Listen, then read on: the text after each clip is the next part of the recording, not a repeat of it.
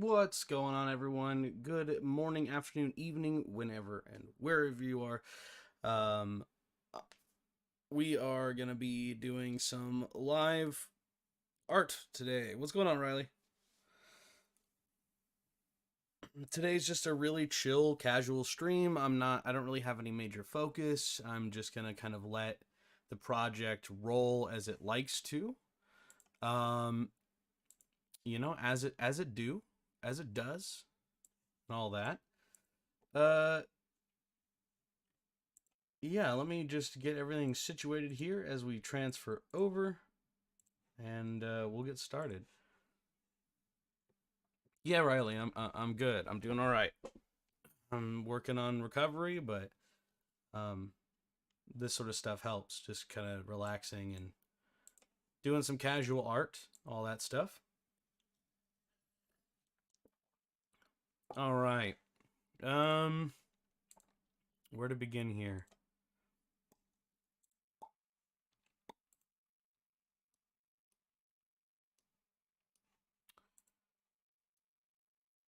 All right. Let's go ahead and transfer on over.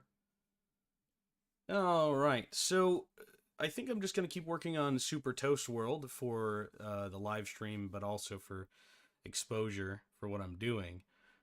This is the current asset pack because of the donation that I received on Coffee or Ko-Fi, Ko-Fi, Coffee, I think is what it's supposed to be. Anyways, because of that, uh, I reached my $100 goal, which put me at a place where I want to release free assets every month. So if I can reach a monthly goal of roughly $100 or so, I want to continue to publicly release entire series. So how this will work is I'll effectively create a tile set like Grasslands. And if you're a supporter, there is on Ko-Fi, you can get premium editions that aren't in the free release that are only for the backers. Otherwise, it's however you would like, uh, or like just come out and get it. Come get the free stuff whenever you want.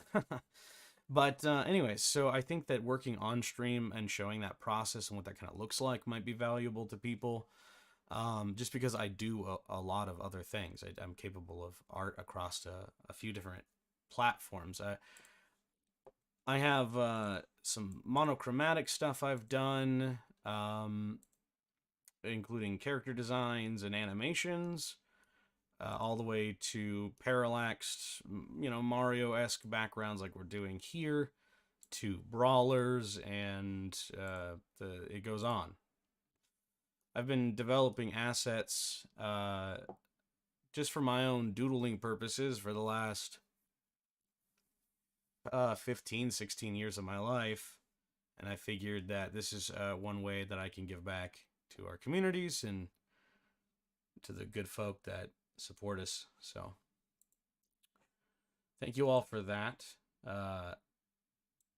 It's pretty awesome.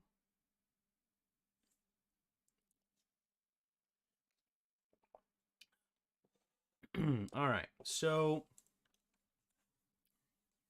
let's get this sorted out here. Let's get back to what I was doing. So let me save these things and close them down.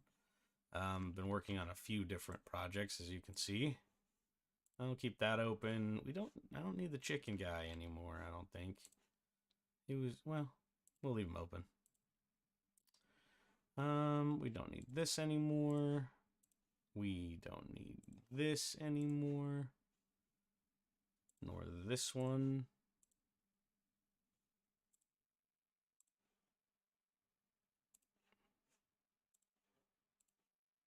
All right. So one of the things there's a process that I like to think about before I start creating anything, and it's it's three major concepts that can be refined down into very basic ideas. And that is P for perspective. Well, I'll just write P. P for perspective.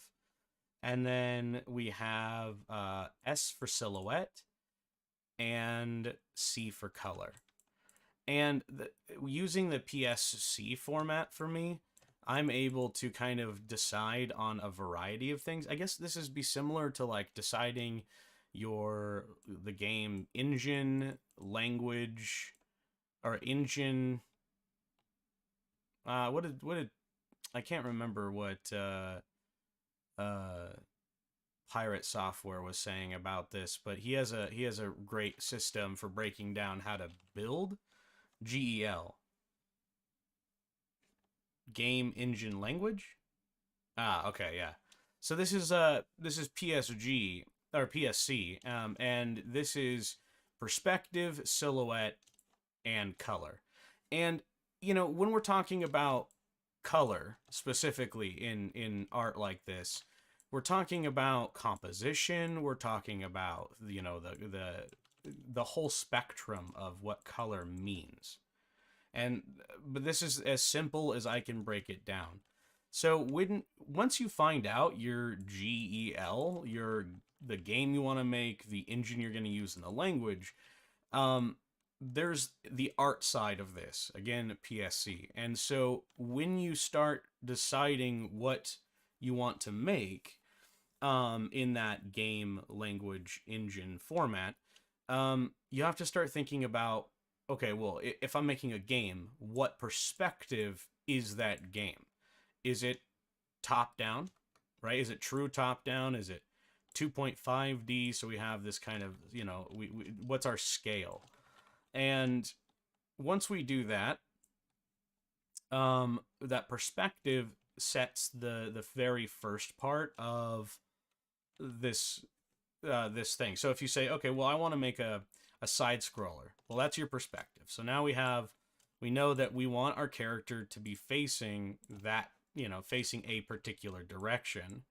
And so we can start designing our art in a way that supports, man, I cannot make a tiny arrow to save my life. What is going on? Okay. So this idea kind of puts us into then silhouette, which is, now that we have the perspective, how do we make, so let's say this is our level, how do we get our silhouettes right? And silhouetting, so there's a kind of an extra step in here, which I would call maybe canvas.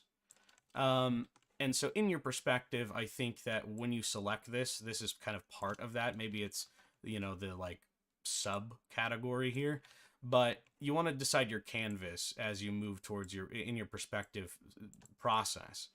And there's a variety of different screen sizes, but I recommend, if you really don't know where to start, starting at 320. This is difficult because I wasn't planning on drawing numbers. Anyways, 320 by 180. And this is a 16 by 9 format. And this will let you upscale to 720 and 1080 and higher if you want to. And so otherwise you can start at 720 and like on as a canvas size or a view size, maybe in like GDevelop or something else, and then zoom in times 4 to get the same resolution that I'm talking about now. And so this is like the native resolution for games like Celeste, and other small, really tight scale. And you can kind of blow that up and shrink it down. And there's some rules in canvas selection. If you're making like an 8x8 game, and you have only so much to work with, you're also allowed to effectively upscale and create, like, your players maybe one size bigger than the platforms. And this will give you a bit more dimensions to work with while keeping your character within that format. So if you were building a character,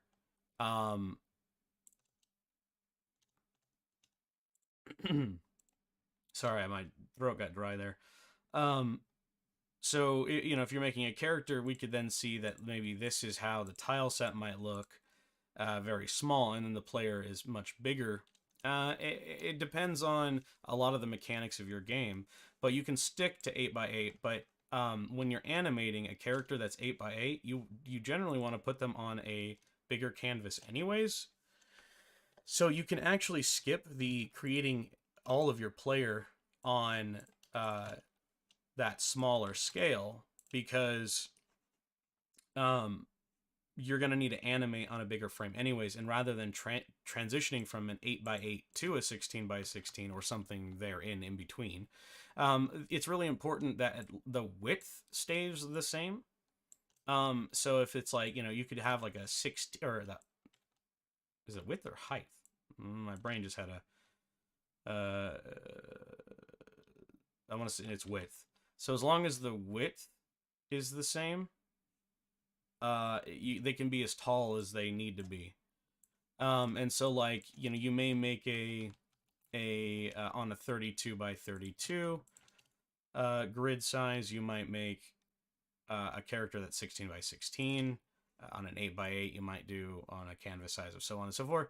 And then you can kind of escape the boundary of your character. So rather than forcing them to live in this tiny little cube and animate everything in that tiny little cube, as long as they stay proportionate in that perspective that we're talking about, then, like, so here's the top of their head fits between this.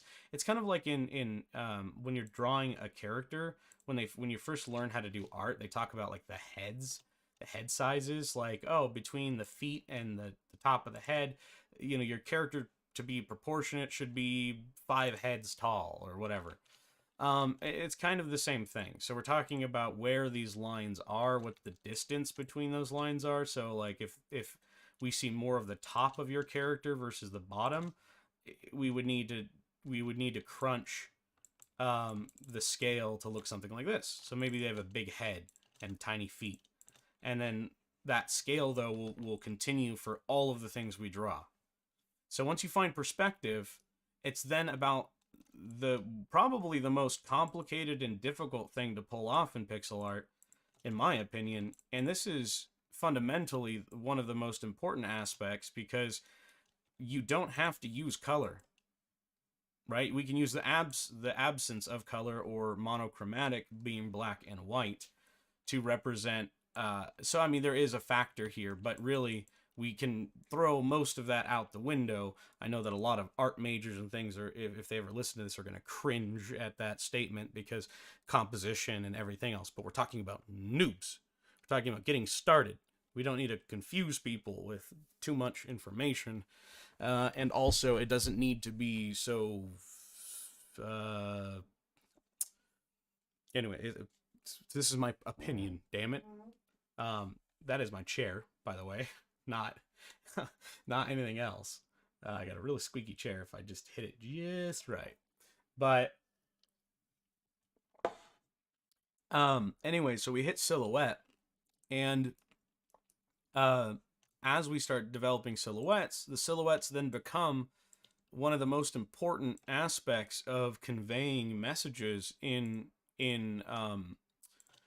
2D, right? And so based on this silhouette, we can see that, well, we're dealing with some sort of character or creature that has, maybe let's pull this out, right? And we'll build it like this. And you can see from this envisionment, the silhouette, we have quite a few options that we could have for what this character might be. But the more refined that you can make this silhouette in black and white, or before doing any of the other concepts, the clearer your image is going to be in the final product. Silhouettes are a huge part of pixel art, and it's something that I can constantly improve. Everyone can constantly improve on this, but it's actionable things that you can do.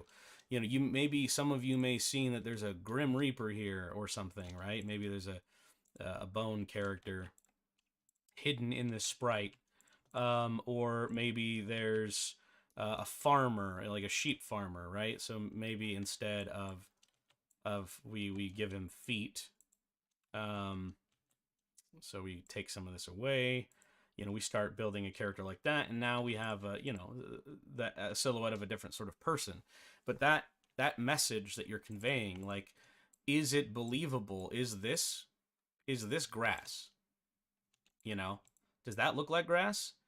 And if you can convey that message without color, you're getting to the heart of the design and of your game or whatever you're doing. So, again, let's make, using some basic pixel art techniques here, let's make grass. So grass generally has kind of a leaning quality to it. And we can flip this on the opposite side. And I like to flip it because if you do, and you want to keep these sharper corners, that kind of identifies like a leaf or something, right? I like to raise them up. You can also do, if you're doing in a smaller pixel art scale, you could do grass like this, right? Minecraft grass. And doodle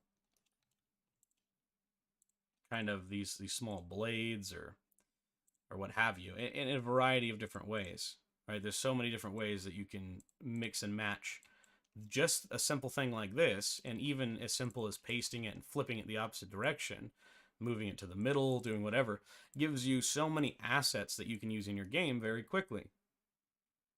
So now that we have silhouette, we then move on to color, composition, and all the other complicated bits. But very quickly, we can take the base settings that we have and go with a dark and a light color. And I think that for this particular design, I might want to move a blade of grass like this. And do the same thing for this side, just so there's a little bit more space to work with.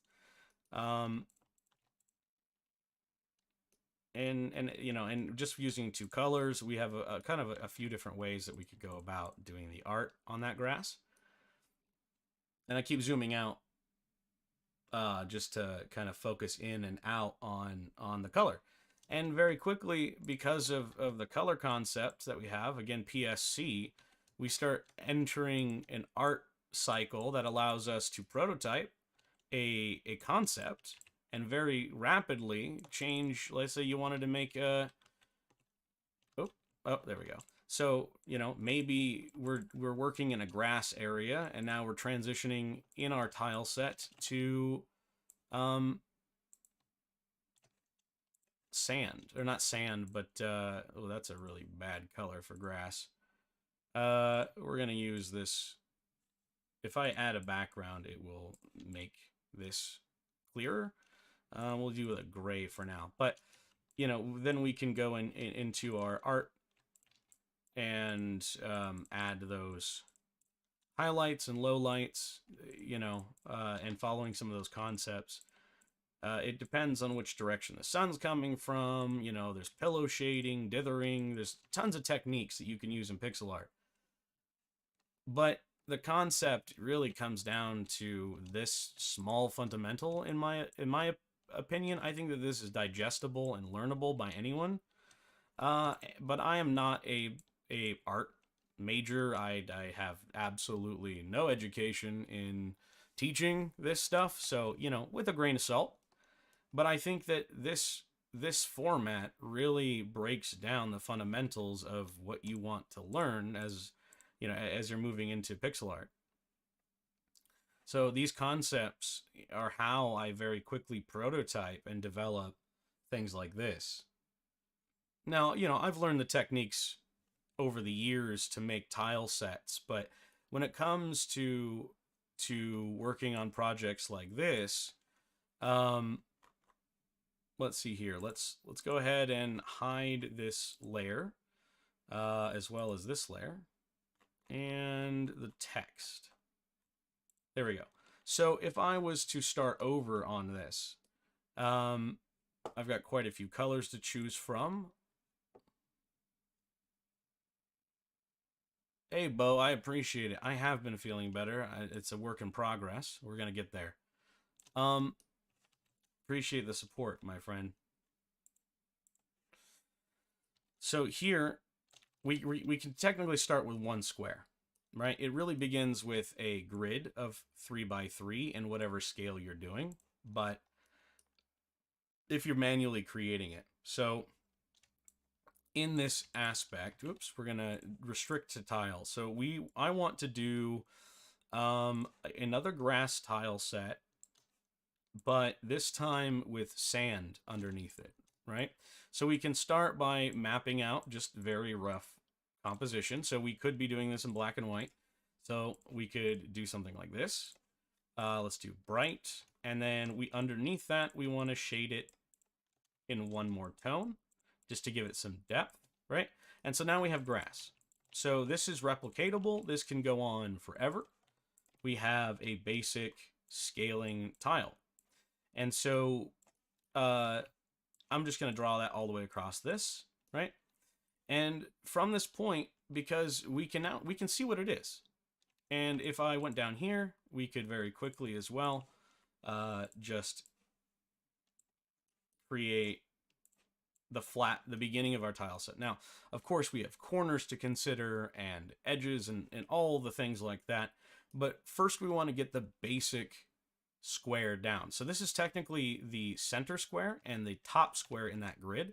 So here I'll copy and show you. So this is that position and this is that position. Now, if you really want to, you can copy this, paste it, maybe flip it horizontally and vertically and put it down there. And you can do the same thing on these corners. So you flip it and then rotate it, copy, paste, flip. And now we have the basic grid of the flats of each direction we need to move in. And then we can do the corner pieces. And again, they're the same thing. They're just flipped versions of the various edges. And the reason why I'm showing you this in monochromatic, and let me actually make this even easier to see. Let me add a purple background, I think would probably help the eyes a little bit here. So let's work on that. There we go. So now with this concept, right? This is the beginning of a tile set. And this is how I go about making mine very quickly. And so here on this corner, we want it to connect. So we just bring this one all the way up and we fill it in and rid ourselves of the edge lines. And maybe we want a little bit of grass coming out. So we'll just pick up our brush, do a small drag, and then just add those corner highlights, right? The low lights really, and we don't need to do it everywhere. We could be a little bit more gentle. And now we have a corner piece, and all we do is flip that around. I'm going to take both of these, paste them down here, and flip them. There we go. So just like that, I now have a black and white version of the tile set that I want to create. So now that we have this in black and white, we can see what it's supposed to be, roughly. I mean, we can tell that there's, I would say, some sort of grass or something growing inwards. This could also be a hole. You know, you could reutilize this for artwork, for popping holes in the background, and it all depends on how you desaturate and color everything. But so we have perspective here. We know we're on a side scroller. We know we have silhouette because it's in monochromatic and we can see it very well. And then we have color is the last part of this. And because we've already done monochromatic, I can get rid of continue, like the, well here, I can select everything, go to a dark color, and we can paste it. And do the same thing for the white. And then now on the inside, I wanted to lean towards something sandy. Oh, that is an awful color. No, that looks like melted peas. We don't want that either. I don't like some of these colors. This is better, but still not quite what I want.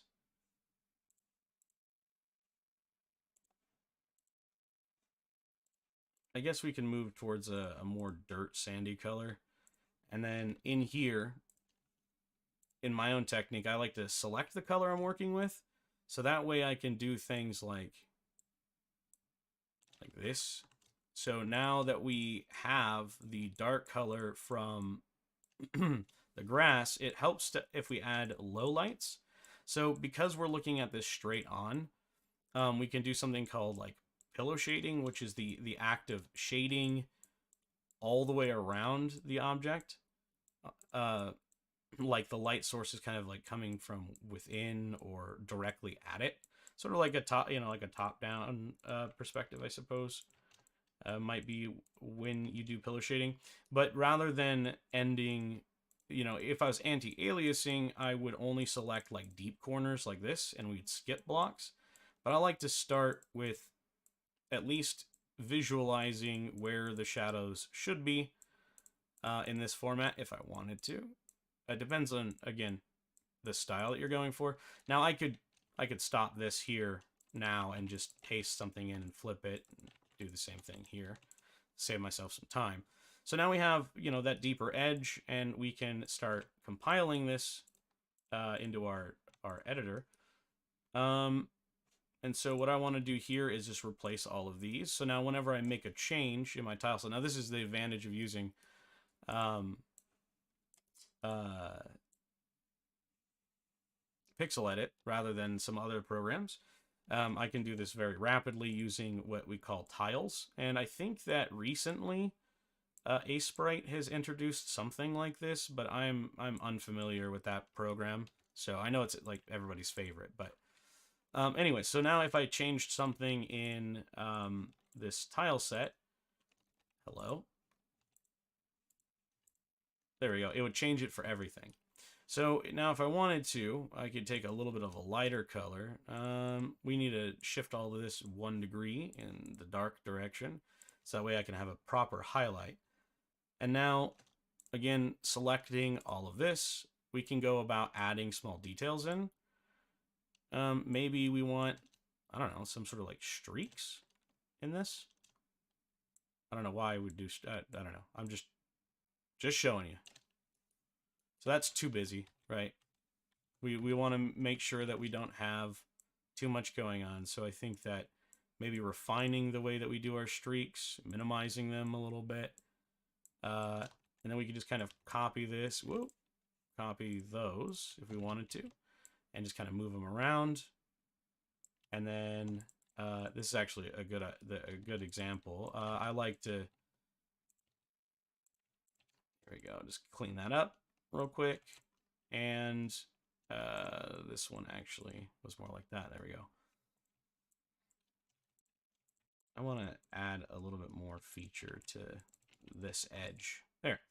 And from there, again, it's copy paste. So if I want to, I can just rotate this and place it there. Once I get it lined up, right? There we go. Copy. Well, now that I'm thinking about it, we probably want to do the edges differently, but we can then see here we have the beginning of one of those tile sets. I think we could probably...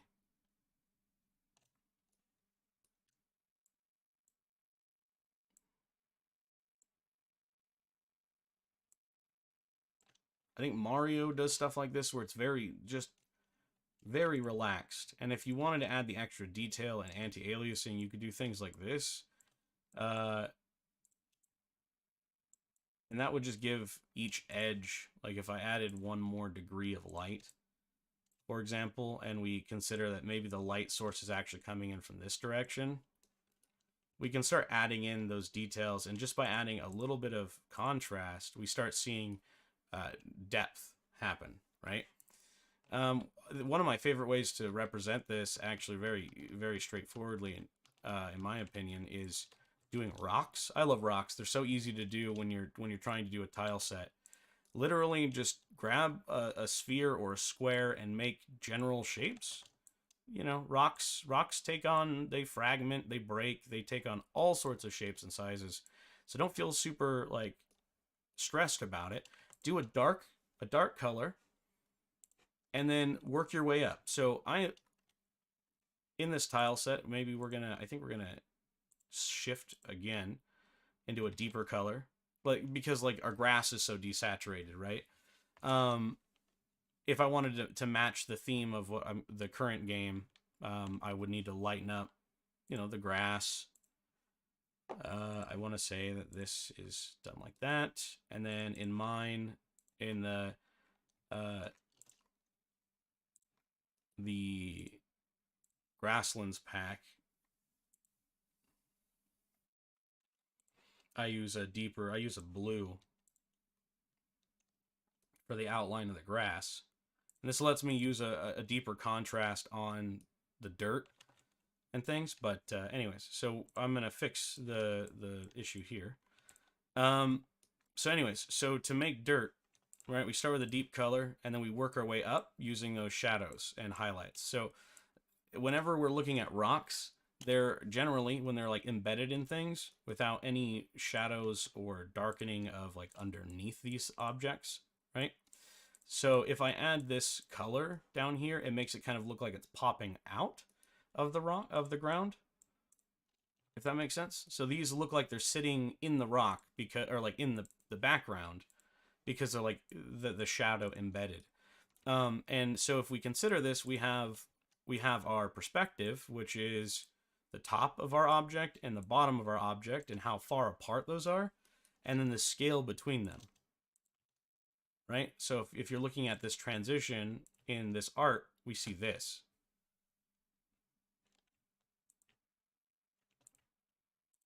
Right? So we do a little bit of a jump, so it's actually technically did that the wrong way. Well, the way we see it is like this, actually. So we see this smear that goes from the color ramp.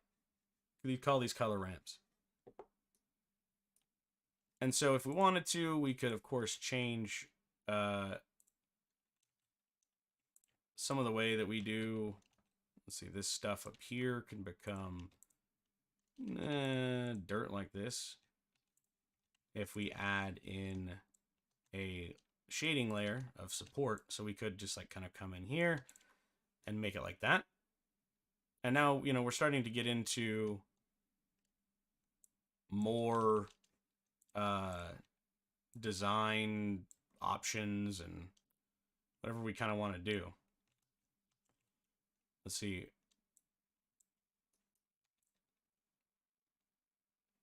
And, you know, and like I said, we're kind of navigating through.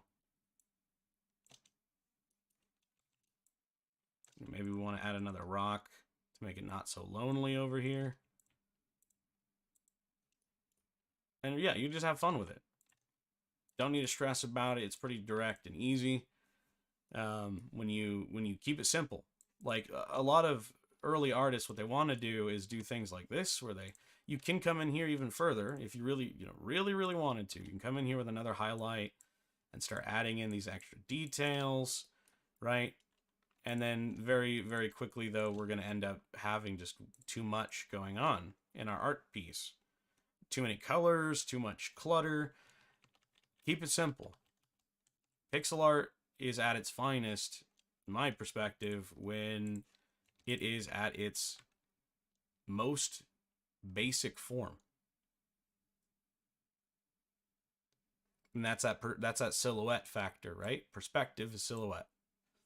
And, you know, if you wanted to, you could take the edges off these corners and give them proper edges. And now if I, let's delete that and this. I'm going to go backwards here and add these into my art program.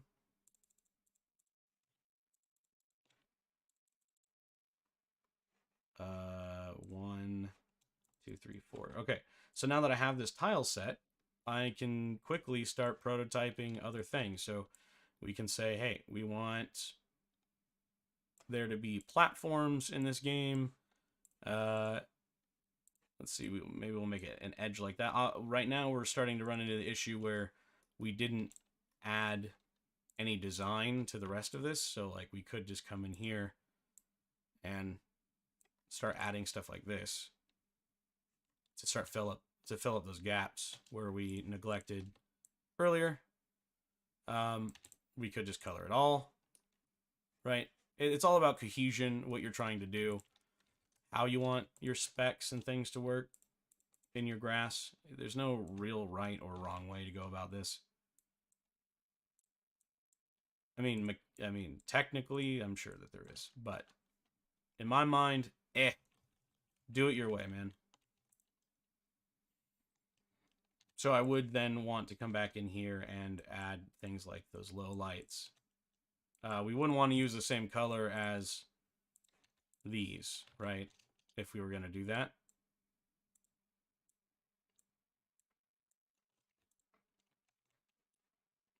But I'm just showing you that there's quite a few options.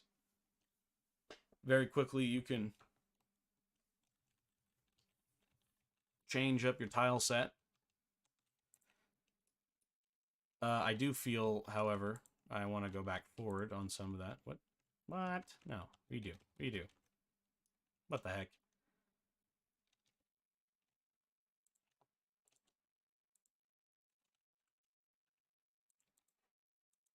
Oh well.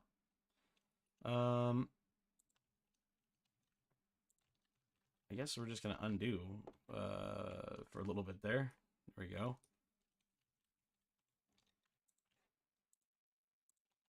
I think that following some sort of visual pattern in your design is probably a good idea. Not sure quite yet how we're going to transition between all of these, but of course, again, because right now we have a lack of symmetry, and that's on me for the way I drew this, but we could take those corners again and repeat them. You know, we can flip this way and then fix these edges.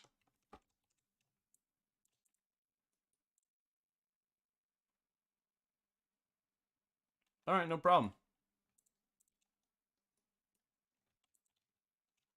Enjoy your food, my guy. And from this though, right? There's other, now we can get other options. So if we wanted to, we can make a transition tile to move into dirt, and we can expand our tile set very quickly. So we could go in here and delete. Oops, I went the wrong way. Let's say we're going to end this tile here, and now we're going to just fill this in. Okay. And then because we have rocks, we can kind of do a crunchy edge and then delete everything that's outside of that scope. And let's see here. We can then add that dark shading to really emphasize that there's something going on there. And then maybe even add bits of shade like this. And then we could replace... Oh, okay. We can replace this with this one. And that's an end piece. We could flip this, right? And now we have the beginning of... it would look like this. Right? And now we have the transitions. So once we have this piece, we can close this out. I uncopied it so I won't accidentally duplicate. And then we can extend what we already have by just editing the edges. And copy, paste, flip, boom. So now, very quickly, we've just prototyped the next transition in our work here. So I'm going to grab these edges because this is normally how they do them. Grab that edge as well and move it over in my tile set. You guys probably can't see very well what this looks like, but it has everything that I'm trying to do in it. So, and we might decide, hey, we don't like that. We don't like that white strip. I'm not a huge fan of it myself, actually, in general. So we can complete that, right? And now we have some like edging. Though, if we wanted to keep this visual style consistent, we need to, like I do in the rest of the tile set, I use this very dark purple as the back or the extra color. Jeez. Almost had a stroke there. Trying to say what I was trying to say.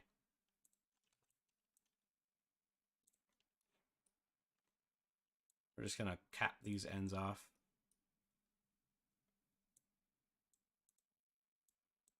And then in the other one, I use the same color all the way around the art piece.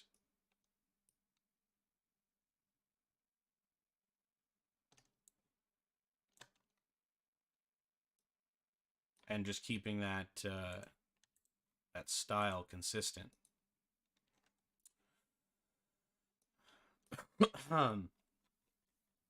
So these aren't the you know, like the right cubes anymore. Let's give me a second here.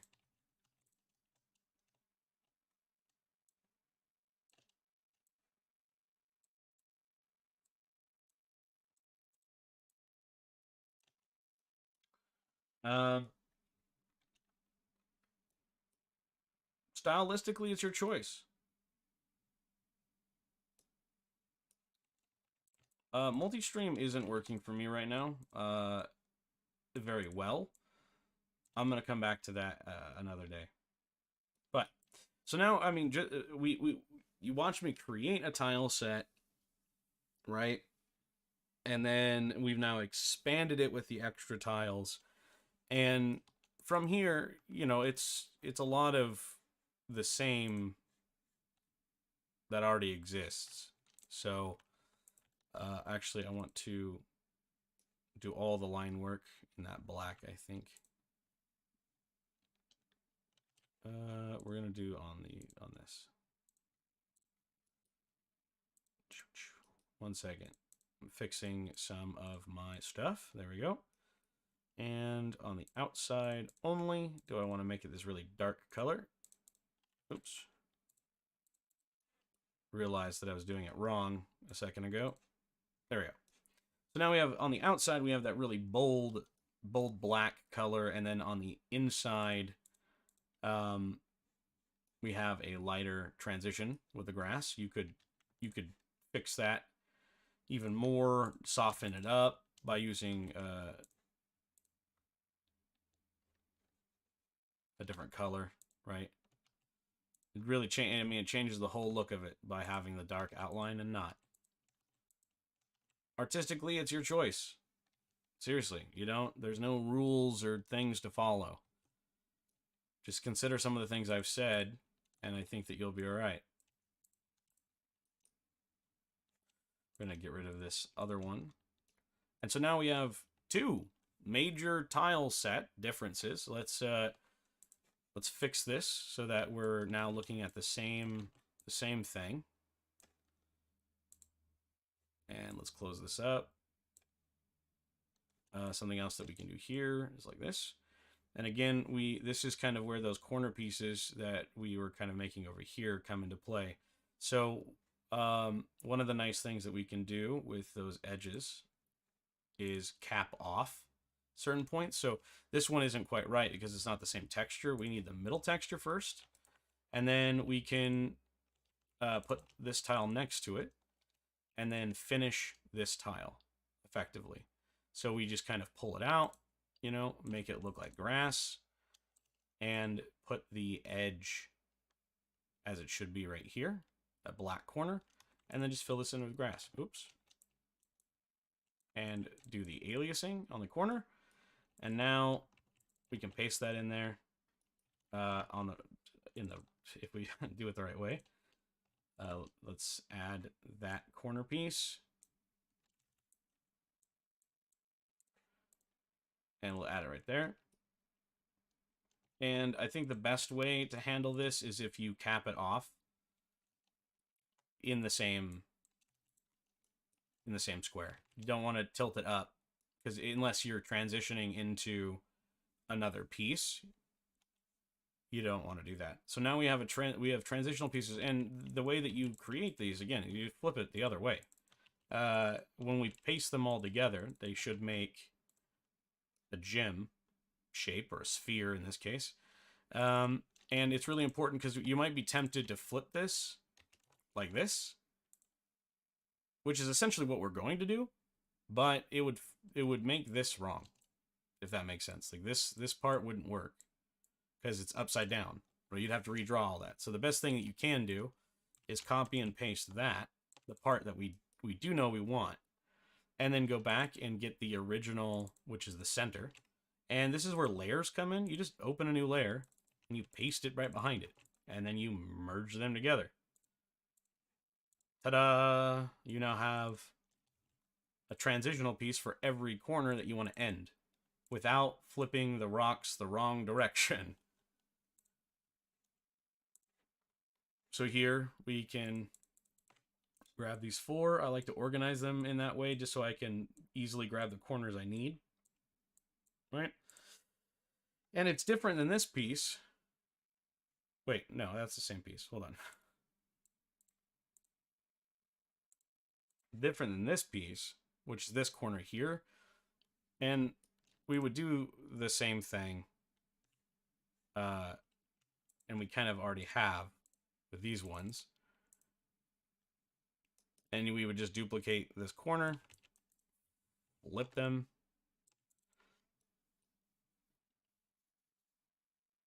and then copy the bridge under the bridging parts underneath it. So this one is a little bit different because my brain hurts. Hold on. There we go. Wait, this one? There. And this one there, and then we just merge it down. We can get rid of that.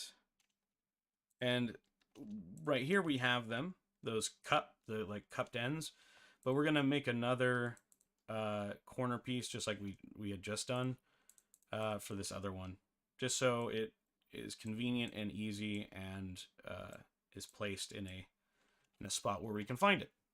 So from there, though, you know, if you wanted to now, you could take a corner piece and add it down there. And so that way, you know, here we go. That's that corner bridge I was talking about before. We would just have to remove that one line. And now we have a transitional piece that goes up, you know? Or if we wanted to, we could, when we put it on the ground, especially with these column styles, if we use the floor piece, we can add elements like that where the grass feels like it's coming up and out from the ground, you know, something like this maybe. We just tinker with it until we get it right. I think that doing something like this makes the most sense. And there we go. Now we have a more refined edge piece. And we can just move these, make them different heights. And now we can just close all this out. We have a new tile set. We're missing some of the nice features like slopes and other edges, but those are things that we could fix and add, and we would want to if we wanted to keep that consistency. So right now we have what I've dubbed as the grasslands. This is not the right one. This is the right one. And by sort of compiling these textures and things together, we end up having a complete piece. You know, just like, oh, hold on, I gotta stretch. All right, so just like kind of like picking up programming and doing stuff like that, a game is a bunch of polished features that are intercombined into one thing. So every time you do game development and you just create, say, basic coding, you know, a platformer or whatever, every time you do that, you're learning a step into creating a bigger game, a bigger feature, a bigger completed thing. And so pixel art is very much the same thing. You know, you develop one piece at a time until you make a cohesive story. And you want to see everything put together. And so what I recommend you do is move your tiles around, look at them, see how they look and how they look together. So if I turn this new one on, does it feel like they belong to the same game? And personally, I think the answer is yes. You can see the relation in color, but they do represent a different style of grass, a different part of the grassland's expansion. But we can still see here, down here, and on the edges how these boxes correlate and how the coins would match. It's not far-fetched to believe that they belong to the same asset pack. One of the things that we talked about before in the PSC format that I kind of glanced over is we were talking about your canvas size and knowing what to pick. But more importantly than just that, one of the ways you can kind of define your style is by how much space there is on the screen between the floor and the player. For the most part, you want your player to be roughly 10%. Roughly 10% of the entire canvas size. You could go a little bit bigger. I wouldn't go too much smaller than 10%. That would be really zoomed out and you look like that, just that little guy on a big screen. Roughly 10%. So you want to be able to stack your player at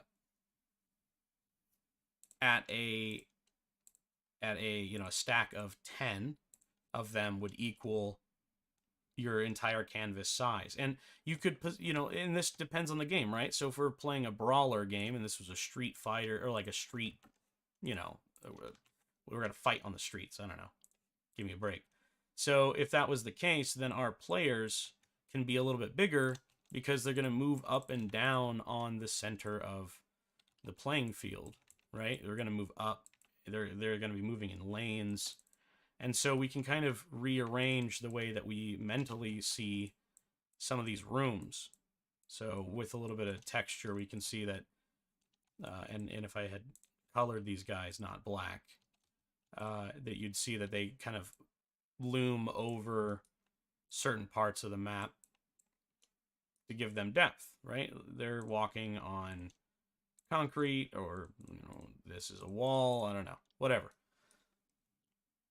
But when you know your canvas size, you can do something which I recommend when you're prototyping a game. And this is why I design them and why they look like they belong in an asset pack, or something that you would download or a completed project, because what you want to do, and if you look, if I grab this at just the right spot, you'll see that this is, I use 320 by 240 for this particular tile set because I want it to be a little bit taller, because I want there to be more vertical jumping in this game. And so the camera, I don't want it to have to move as much, so it's a little bit taller as a screen. But it still stays within the ratios that I'm looking for, particularly for this. And so if though I designed it at a there it is, 320 by 180, this is the size of it. So imagine playing your game at exactly this size, and there you go. So when you're developing pixel art concepts, if you know the canvas size and why it's better to, rather than starting at a much bigger size that you don't need, focus on filling the screen and getting a feel for what your game would look like as a completed feature, as a completed project. So you kind of design and fill in the mechanics, and simply by doing this, you end up creating all the things that you might need in your game.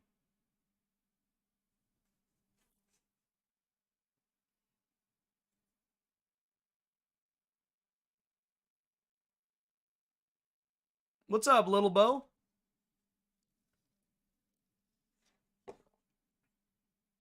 What you drawing?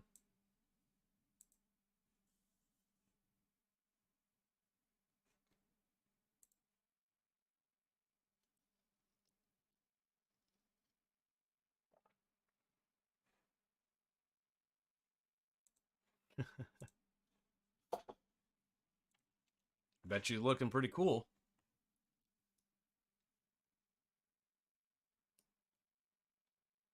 Oh, Super Mario.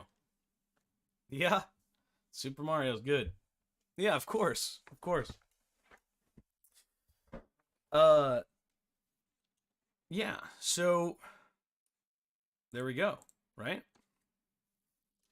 So now to finish this concept, so what I want to do, and as part is again as thanks to the supporters on my Ko-fi account or Coffee, whatever. The link is in.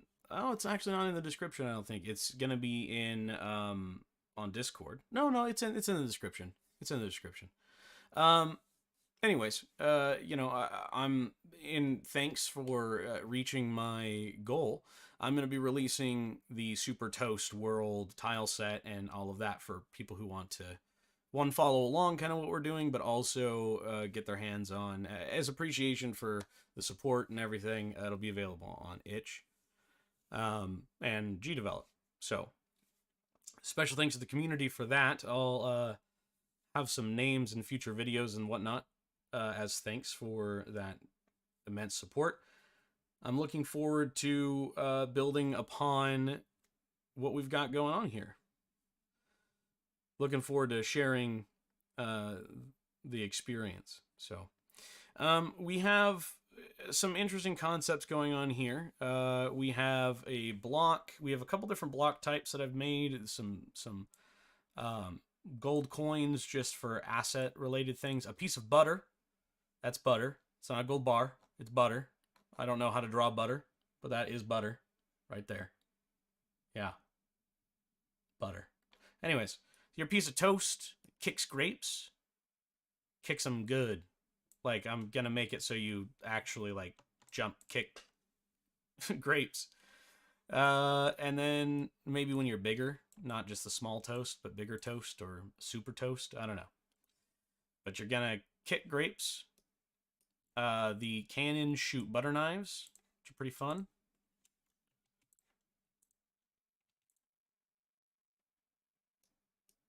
And honestly, I'm just been trying to figure out what's the next thing that we should be drawing. What monsters or what does this tile set need? We've got extra platforms. There's some things you guys can't see. There's some extra standalone platforms. There is a work in progress wooden. I still need to work on this. This will be some sort of wooden platform, maybe that moves back and forth, right? So you stand on this and it does this.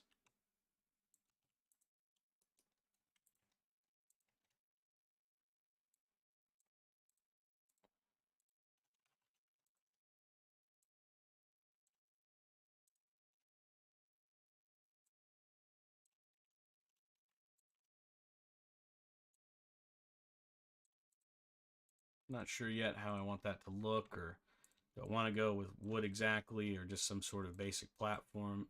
It'll come over time. But something like this, you know.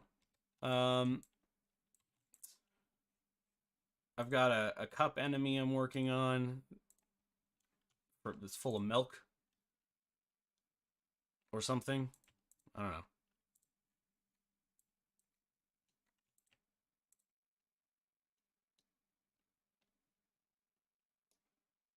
Make the platform a donut. That's genius.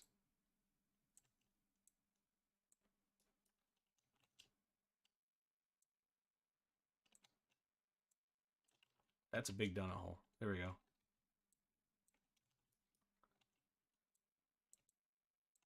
Boy, that's a big donut hole right there. Uh-huh. I like me a donut. I like donuts. Donuts are delicious. Sorry for getting weird there for a second. I know that there's a young audience, so I will not go further than that on that voice.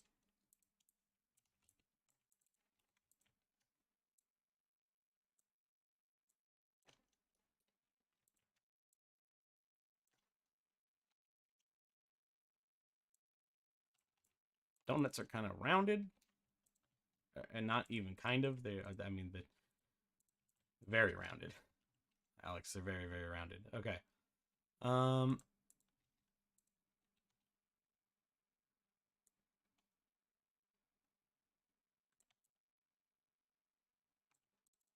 Little Bo, you like donuts?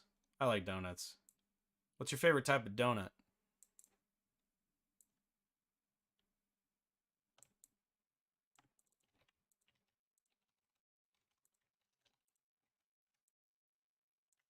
It's like, psh, when I get them, you guys are slacking. Got them thinking about donuts.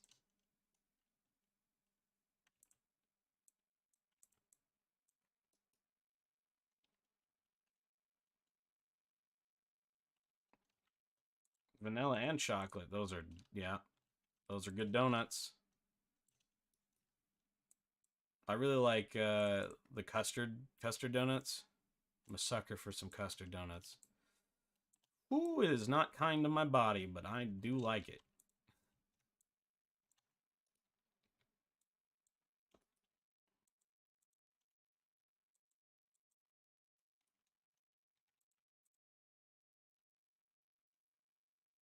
Or like maple bars. Those are also delicious. I like maple bars. So I think I'm going to add some sprinkles on this donut just to re-emphasize what it is. Might be unclear. We're going to add a couple layers of sprinkles.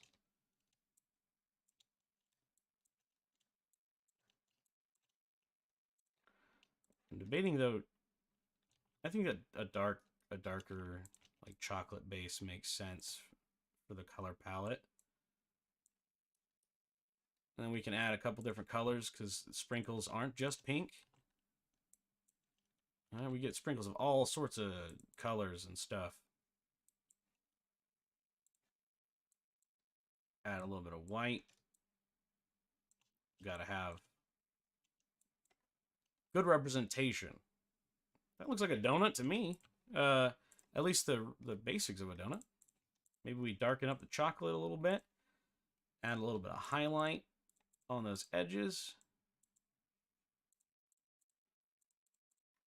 Something like that. And then we can go even darker and add that deep fudginess. Right? I like to use at least 2 colors on a color ramp if I can. 3, ideally, at the scale of art.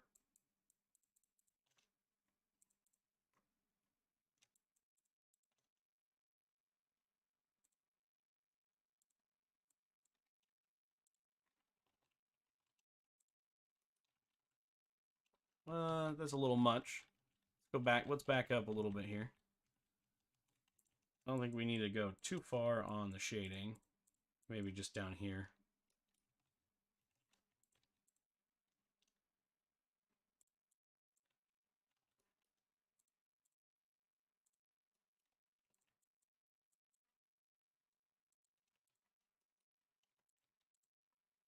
Try not to make it look so cubic. These edges are kind of hard to get.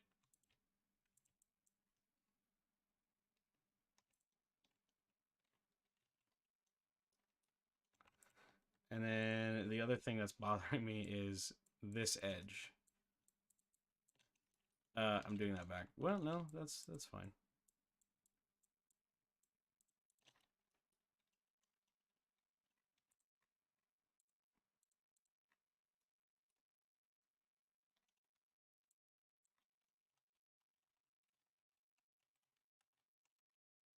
Yeah, we got donuts. We got cool donuts.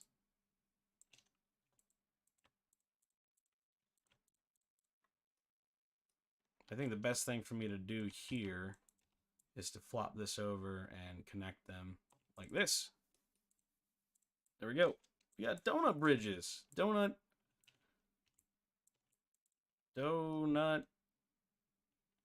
things.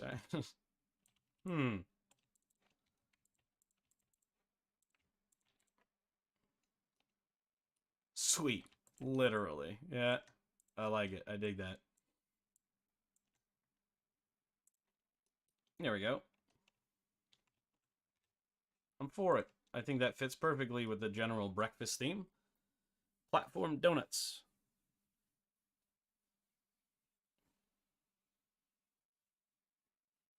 That makes me want to make cookie bridges that crumble and fall apart.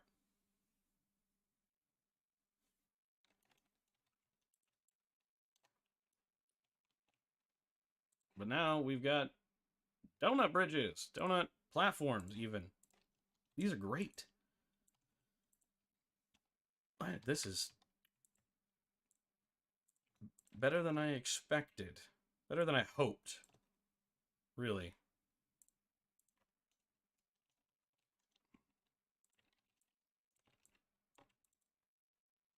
Kind of trying to figure out what the best course of action here is for making this a bit more donut-y.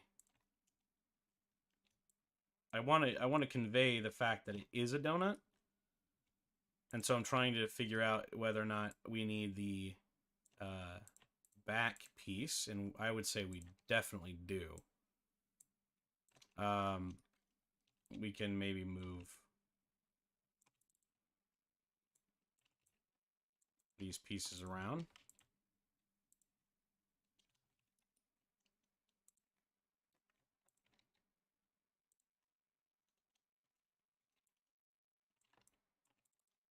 Because we want to convey that it is a circle, right? There we go. That donut looks dope. Yeah.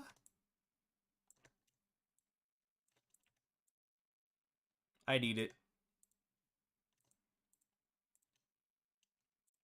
We'll do a little bit of aliasing down here just to add those defined.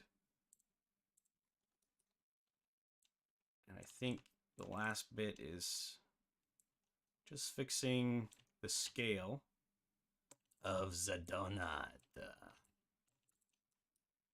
We are fixing the scales.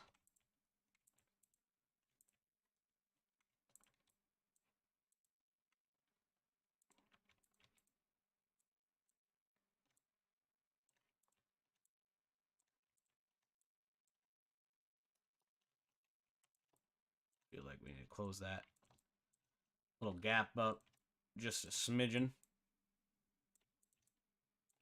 Chocolate filling. Chocolates! What's he selling? Chocolates!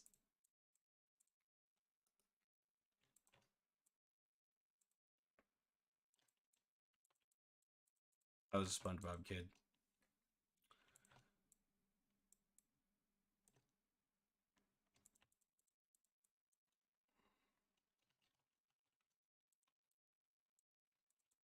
Less is more sometimes. I think my difficulty is this edge is not nearly as rounded as it should be, and neither is this one, which is throwing off the whole perspective. Sweet.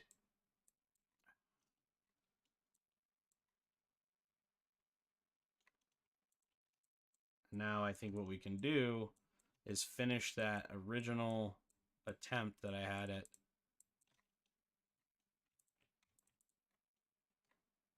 iteration after iteration. I would say that that is probably an acceptable donut. I don't think there's anything on this donut. Oh, no. Oh, okay. We just got to move the donut up one. No. It won't work. Crap. All right. We'll crunch the donut in like this, I guess.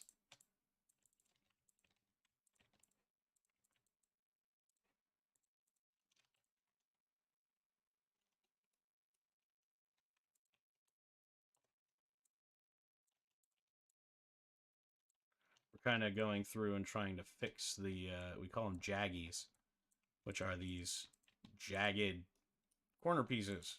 We don't want those. I will endlessly fuss with this donut, but I need to let it go. It just needs to exist. this donut now exists, and what we want to do to make sure it fits in our game is put our little toast guy right on top of it, man. So what we're gonna do is we're gonna add another layer and put our toast up and move him just to make sure he sits, looks good on top of the donut. And he does. I would say he looks delicious. So tasty.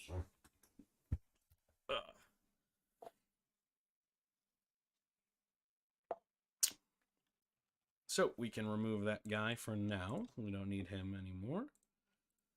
The donut is secure in our vault of assets and sprites. I actually do really like that donut kind of over here in the display. So maybe we can...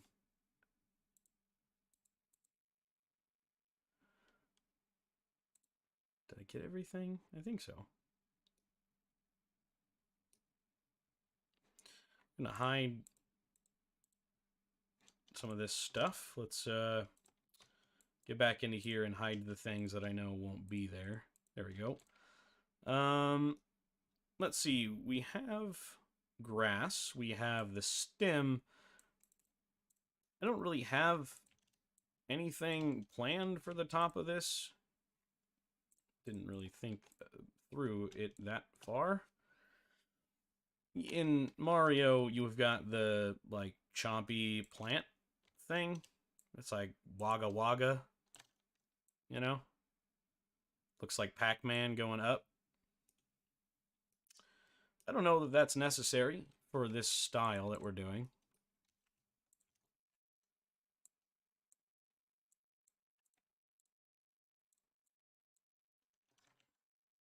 It might actually end up taking away from the theme, because we don't, I mean, what do plants have anything to do really with? Well, for one, that looks terrible, but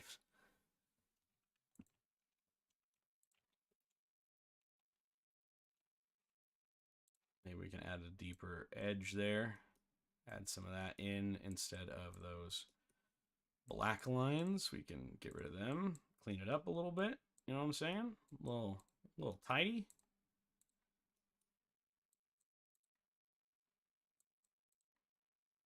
Like when you clean your room, little Bo. Like when you clean your room, right? Gotta tidy up.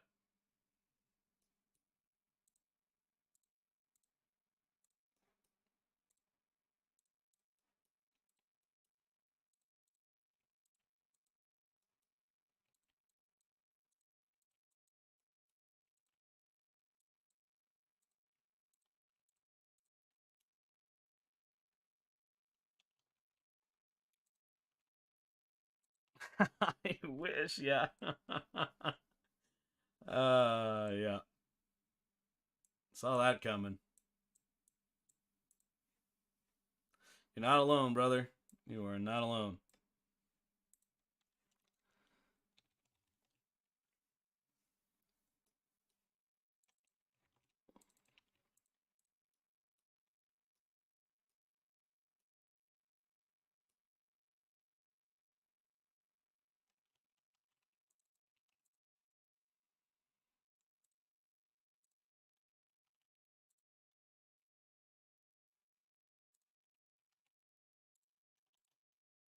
Let's see here.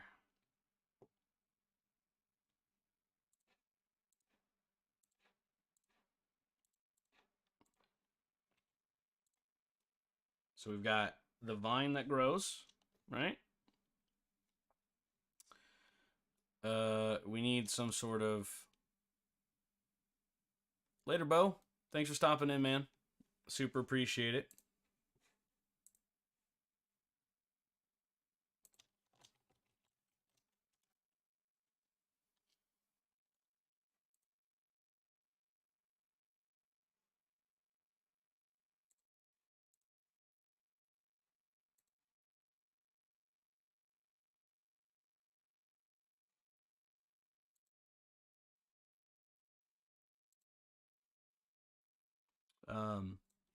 That's great.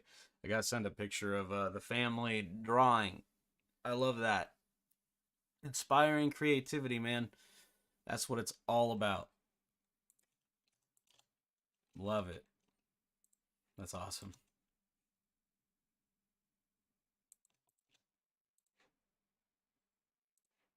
Somewhere out here, gonna have to jump for the donut. Oh, the donut with the floating butter. I wish, well, for the sake of art, I can. And when I do this in GDevelop, I can break my own rules, but we can put a donut, the butter above the donut.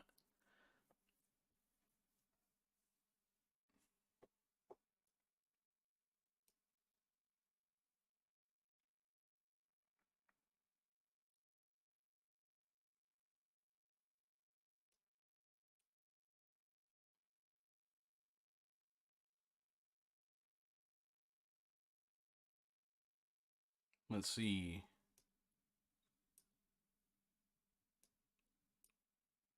We could do some grass variations. That would be fine.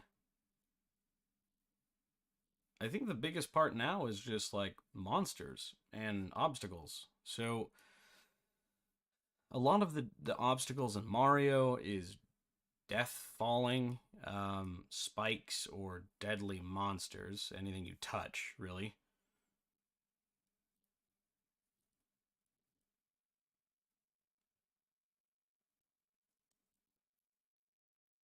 Hmm.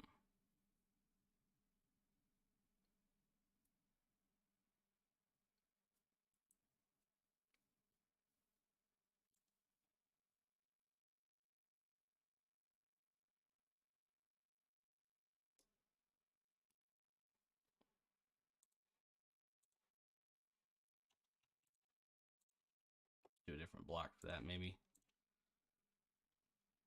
I like that. That's cute.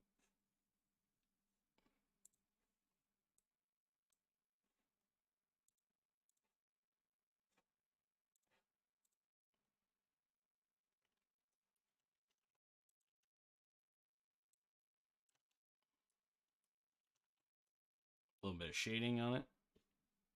I think that makes sense to me.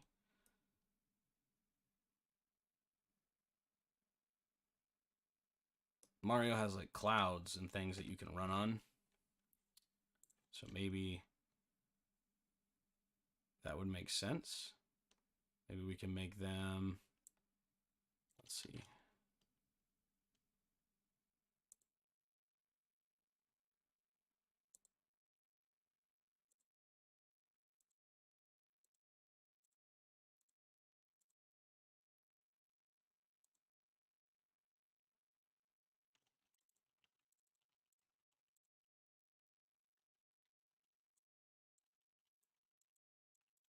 Just building the bottoms before we build the top, because the top needs to be basically flat. Flip this around.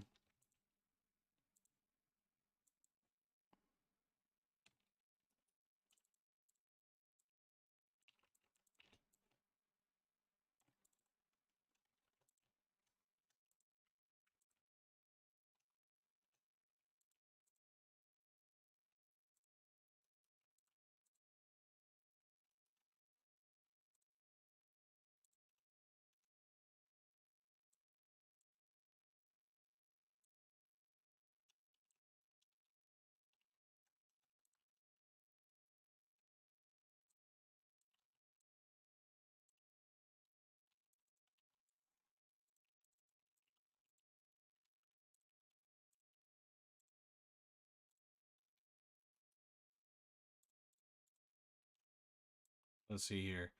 Just kind of thinking in my head right now.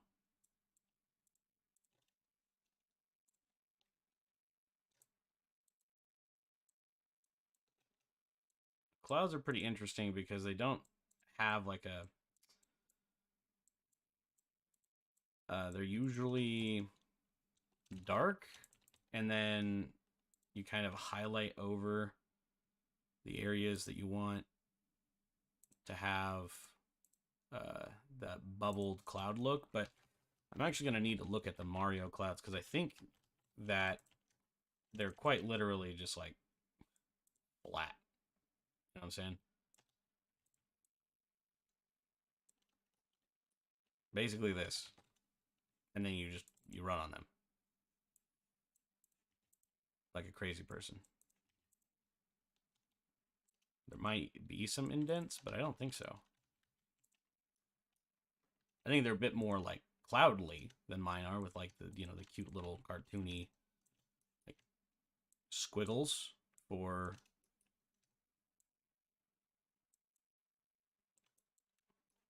uh I'm gonna have to go look actually.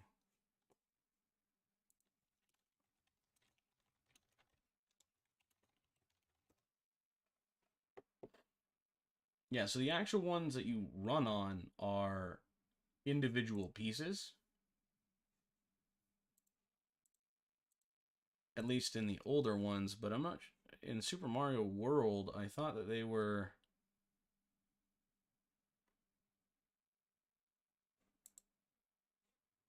no, they are single pieces. They look like teeth actually, which is kind of disturbing.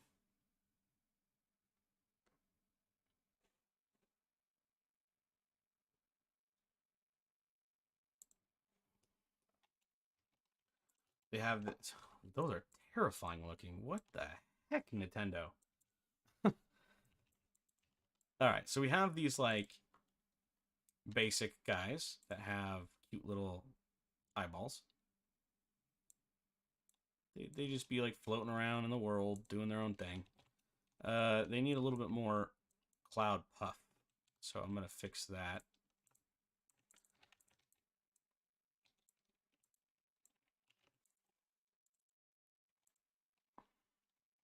Let's see what we can do here. I want to make one of these completely stuffed inside of the right cube size, which is a little unfortunate because I'd have to do something like this, which really squashes his noggin. Not in the way that I wanted. We could fix that by balancing out the art piece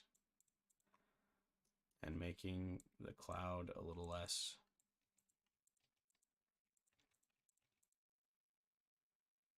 I mean, enough said, right? A little less. Just be a little less, cloud. Be you, but just be a little less you. All right. And I like, when I do clouds and stuff, I kind of like the blue, like really faded blue, like a really desaturated blue, like a steel almost. Not quite like that, but that will do. Maybe I can get a slightly darker version of this for the underside of the cloud. Blue plays off of white really well in that way. And then we can fix the eyeballs now. Kind of make them like these other guys. Oops. Where we just draw them in the same style. So these guys will be floating around in the background, doing their own business, being little cloud dudes. Now we can pair them on top of each other. And I think that what we'll do here is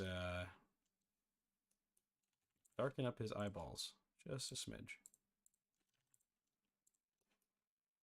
And then go with a different color blue.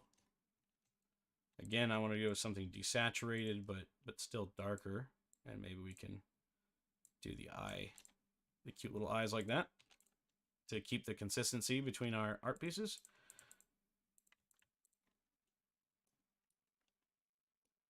We've got these cute little cloud dudes that can be stacked like this. And we may decide to do a darker outline on them.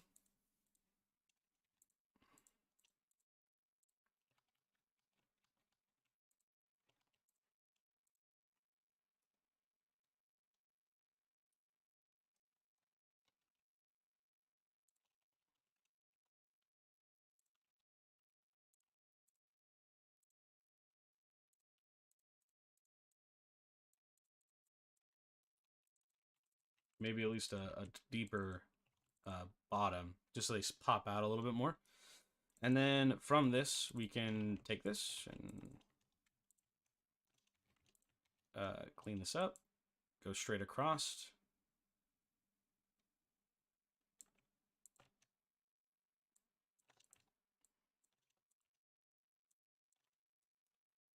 And build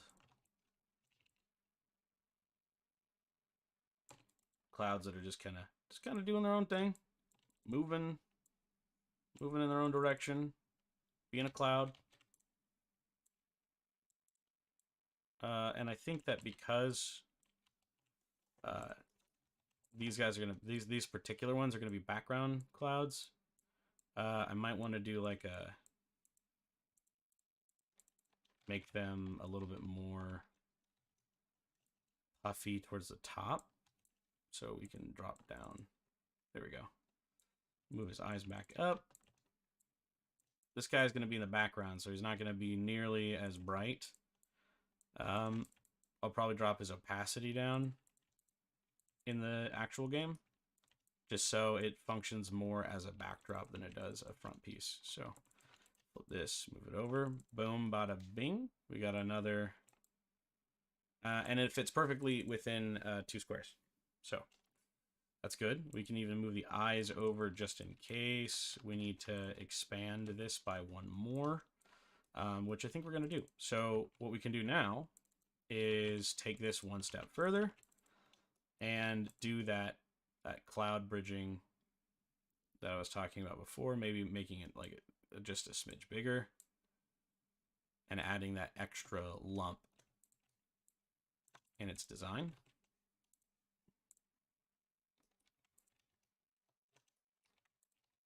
Hello. What is going on?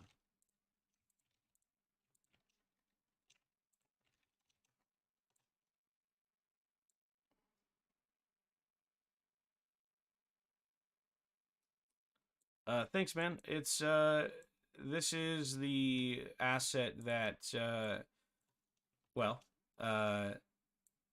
that I'll be releasing because of the completion of my goal. So thank you for one, because you single-handedly completed that task. But yeah, this is going to be the art asset that I give away, not just in the tutorial template, but it works across the board. So this is my giving back to the community project. Yeah, I'm looking forward to doing more work on this. I gotta fix some of these bumps. These aren't bumps. Sorry, I'm in a different headspace right now. Let's copy this, get rid of this, and flip it. And then, kind of looks funky. I'm not sure how I feel about this yet.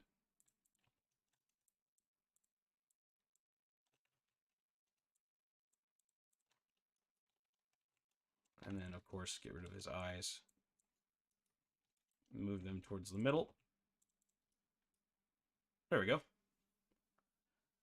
So now we'll have in the background, and as we drop opacity, we'll have these kind of clouds intermittently in the game, kind of doing their own thing, with like these guys moving at a different speed. And then also, if we really, really wanted to, let's move this over. Let's get this centered. And then now we can delete this. Copy this. And then copy this again. And flip it. There we go. Fix that cloud. That cloud's looking kind of weird.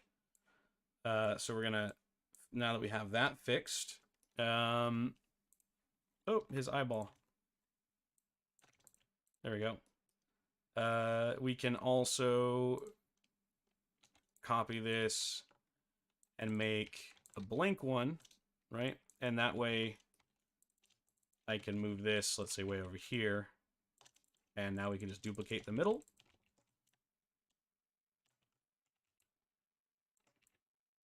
And have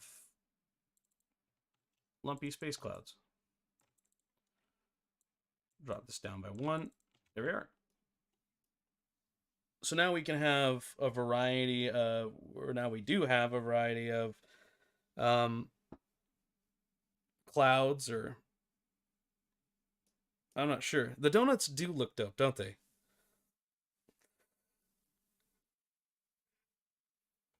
I really feel like changing up a couple of things, and with adding in the plant cube. I feel like we're getting pretty close to being done with the basic tile set. There's a lot going on here. I need to do the player animations, add a couple more enemies, but we have cubes, we have moving platforms, which will be the donuts, we have the cloud platforms, and we could do something cute with the cloud platforms where, like, maybe they'll animate kind of like this, where they'll come down and then come back up and come back down, but it's just like every other one.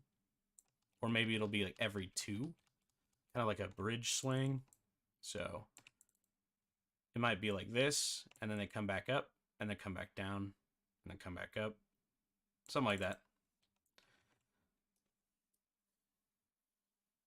They're a little rough against that purple, but the purple I never was set on. That was just a color for me to focus on the art. But as we can see, even a blue that's a little rough. If it was a darker blue or something else, it might not be a problem, but yeah, I might need to consider a recolorization of the clouds to some degree. I'm not sure yet what to do about that without making it black. I'm not sure how we're gonna pull that off.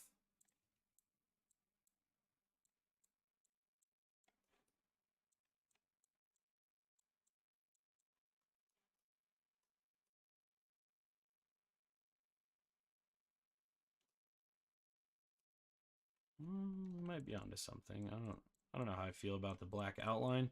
This is what Mario does, and it makes them look like teeth because of how rigid they are. But at the same time, I can see the need for it. I might come back in and highlight those edges again. Shoot, those are not the right color. There we go.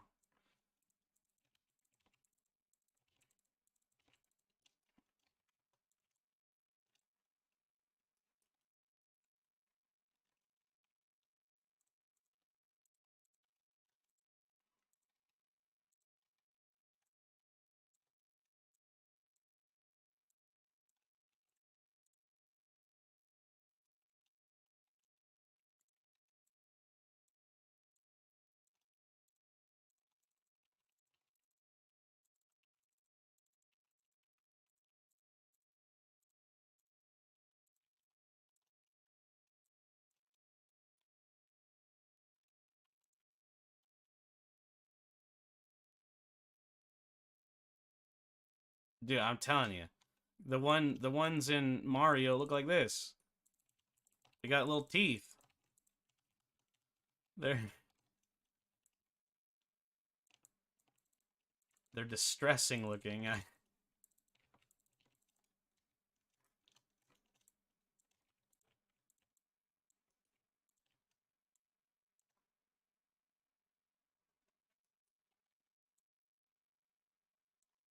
That's what Mario does. You can thank Mario for this. Thanks, Nintendo, for giving me nightmare fuel since 1986. I wasn't alive then, but that's when it started, all right? That's when it started.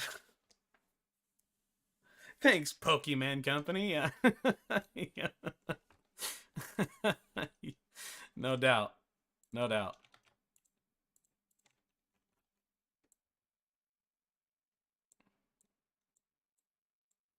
Put them right next to the donut.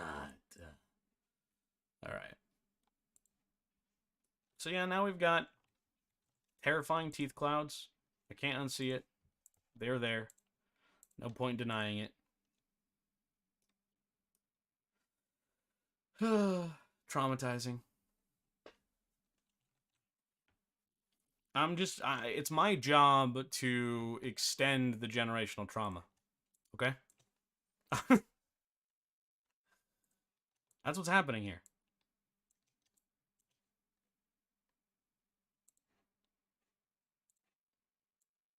Listen, man. Nintendo messed me up. So therefore, you've got to get messed up.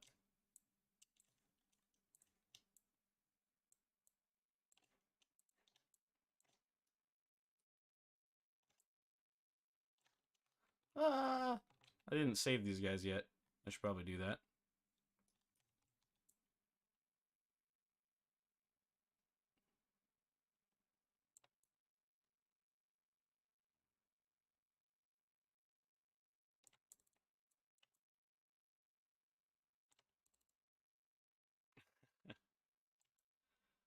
I feel that.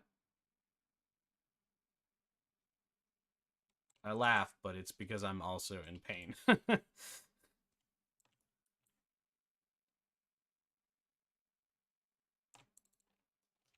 There we go.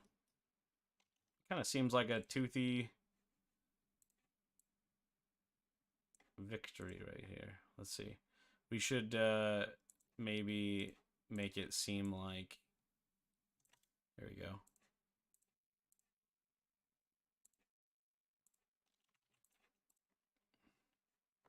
Gotta add that butter back.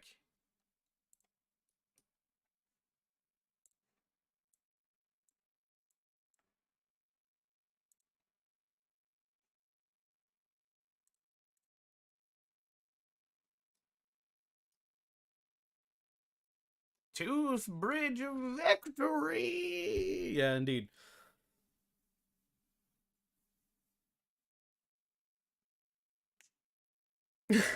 Yeah. Victory. It is what it sounds like when you're French and have an accent. It is victory.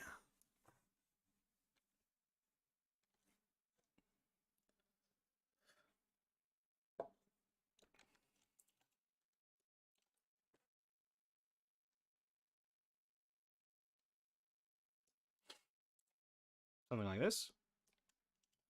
Boop, boop, boop, boop, boop, boop, boop, boop, boop, boop, doop, doop, doop, doop, doop, doop, doop, doop, doop, doop.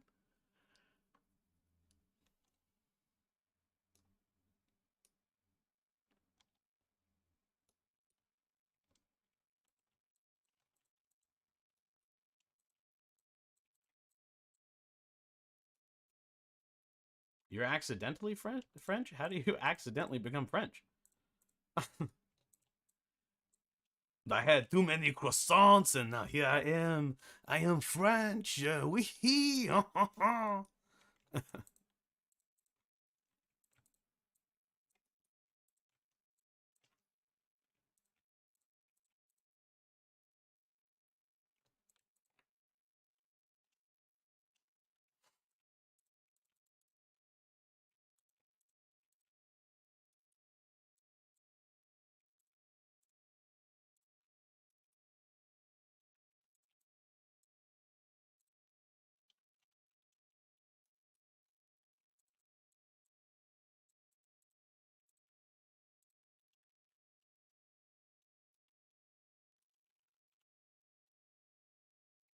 Hey man, thanks. I appreciate you stopping in.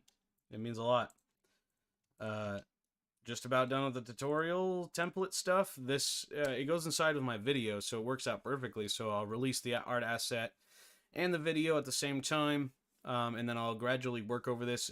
For patron supporters or people who support on Ko-Fi, I'll be adding in additional sprites, and those will be only available for backers, and they extend the features that are kind of based into each of these templates. But I hope this is going to be a long-running series where we build all of the different world tile sets, as well as overworld and all of that good stuff. So, appreciate you coming in, Clayton.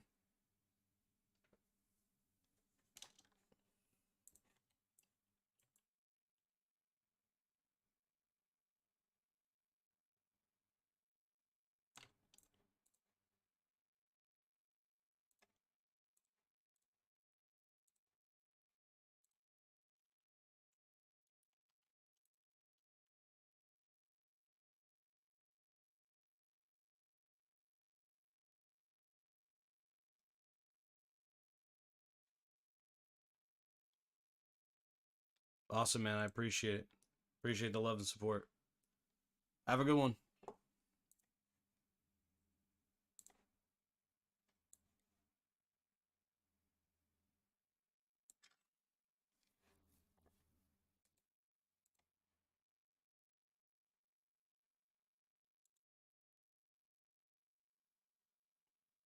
It'll get there. All good communities just take some time.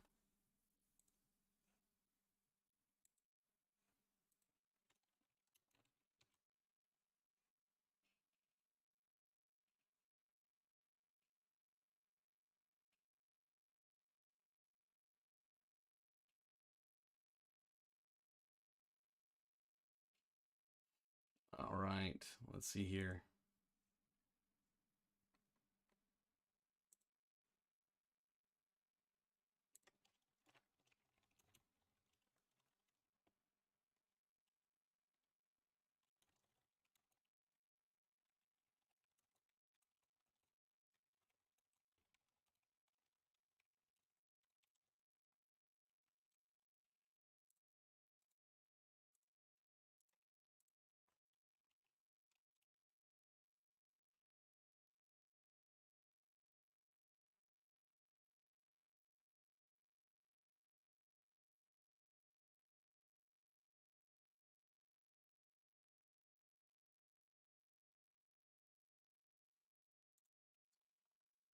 All right. Well, everyone, I think that that's where I'm going to end today. I think it was pretty informative. I got a couple clips and things I want to take out of this and reshoot for YouTube, some tips and tricks. But I really appreciate you guys stopping in and hanging out. I hope you learned something. And until next time, happy game developing. Happy game developing. See you guys later.